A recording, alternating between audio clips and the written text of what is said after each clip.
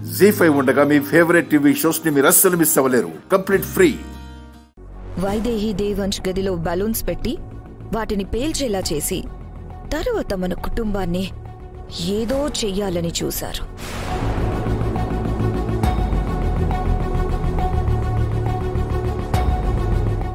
అదృష్టం బావుండి ముందే తెలుసుకోవడం వల్ల అందరం క్షేమంగా ఉన్నామత్తయ్య.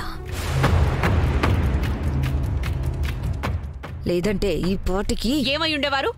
ఏమి అయ్యుండేవారు కాదు. అనుభవిస్తున్నది మేము, మాటలు పడుతున్నది మేము. చెయ్యాల్సిందంతా చేశాక మాటలే పడాలి. చేసిన తప్పుకి శిక్ష అనుభవించాలి.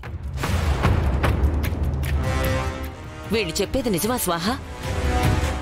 ఇంకా మమ్మల్ని ఏదో చెయ్యాలని ఆలోచిస్తున్నారా? అసలు ఎప్పటికి మారుతారు మీరు? ఏం కావాలని ఇదంతా చేస్తున్నారు? అసలేం కుట్ర చేయబోయారా? అన్నయ్యని మళ్ళీ ఈ పరిస్థితిలో చూడాలనుకున్నాడు వీడు.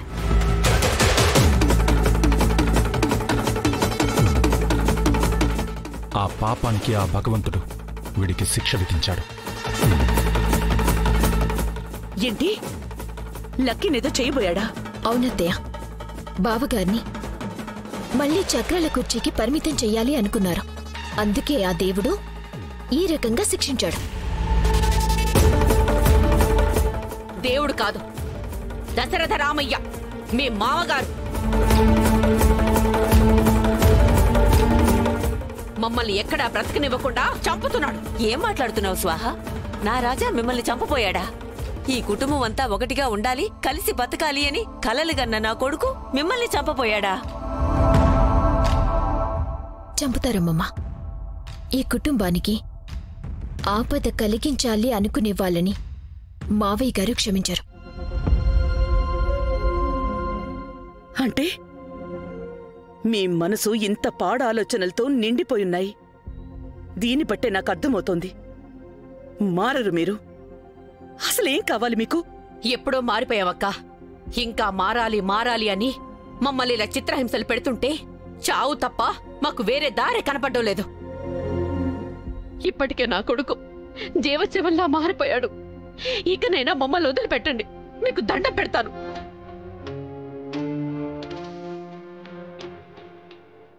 మిమ్మల్ని ఎవరూ ఏం చేయడం లేదత్తయ్య. చేతులా మీరే ఈ పరిస్థితి తెచ్చుకుంటున్నారు. మారండి మారండి అని ఎంత చెప్పినా మారకుండా ఇప్పుడు అనుభవిస్తున్నామని ఏడిస్తే ఎలా? ఇప్పటికైనా మారండి. వాళ్ళు మారరు వదినా. ఇప్పటికే ఎన్నో అవకాశాలిచ్చాం.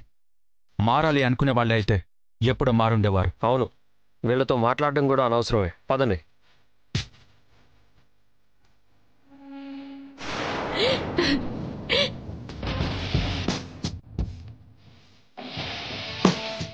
ఒంట్లో ఏ భాగము పని చేయకుండా మెదడు మాత్రమే పనిచేసేలా ప్రాణాలు తీయకుండా ఎందుకు మా నాన్న వదిలేశారో తెలుసా?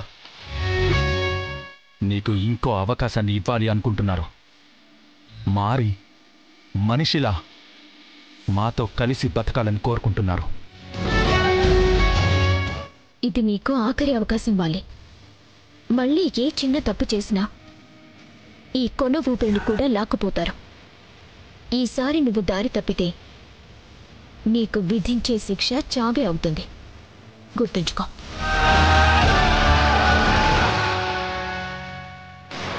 ఏంటి వైదేహి, పుట్టింటి మీదకి మనసు మళ్ళిందా? ఎల్లుండే సీమంతం కదా బావా. అర్థమైంది వైదేహి. సీమంతానికి పుట్టింటి వాళ్ళు రావాలి, అంతే కదా? ఏ ఆడపిల్లకైనా పుట్టింటి వాళ్ళిచ్చే పసుపు కుంకాలే తనకి తన బిడ్డకి రక్షగా ఉంటాయని ఆశపడుతుంది కదా బావా. వైదేహి, ఎవరు కాదన్నారు? ఆ ఆశ తీరిపోతే సరిపోతుంది కదా. అత్తయ్య మామయ్యలని పిలుద్దాం. కానీ ఇప్పుడు వాళ్ళున్న పరిస్థితిలో సీమంతమని చెప్పి వాళ్ళని ఇబ్బంది పెట్టలేను. అందుకే సీమంతమన్న సంగతి కూడా వాళ్ళకి చెప్పలేదు. ఇబ్బంది ఏముండదు వైదేహి, వాళ్ళు తప్పకుండా వస్తారు. నాన్నే ఫోన్ చేస్తున్నారు బావా. మాట్లాడు. హలో నాన్న. అమ్మా వైదేహి, ఎలా ఉన్నావమ్మా? బాగున్నాను నాన్న. అమ్మెలా ఉంది? తమ్ముడెలా ఉన్నాడు? అందరం బాగున్నావమ్మా. తమ్ముడు కూడా చాలా బాగున్నాడు. నువ్వెలా ఉన్నావమ్మా? అన్ని జాగ్రత్తలు తీసుకుంటున్నావు కదా?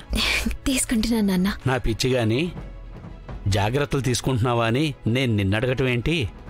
అక్కడ నిన్ను కాలు కూడా నేల మీద పెట్టకుండా చూసుకుంటారని తెలుసు.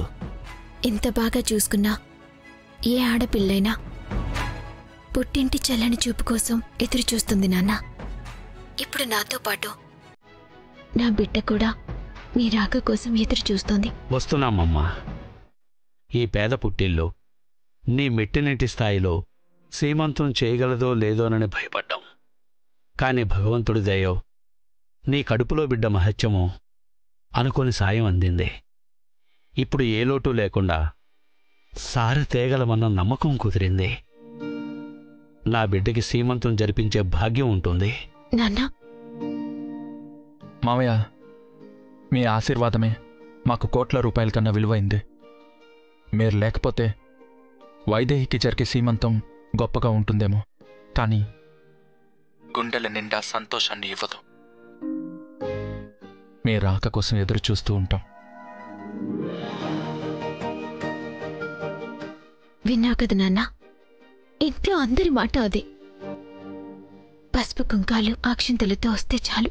వస్తాం తల్లి, తప్పకుండా వస్తాం. జాగ్రత్తమ్మా. సరే నాన్న.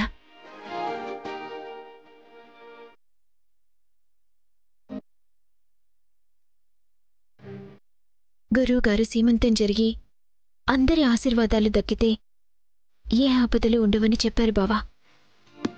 అప్పటినుంచి ఏతు వెళితే పుట్టింటి నుంచి ఆశీర్వాదం దక్కుతుందా లేదా అని దక్కేలా చేస్తున్నావు బావా.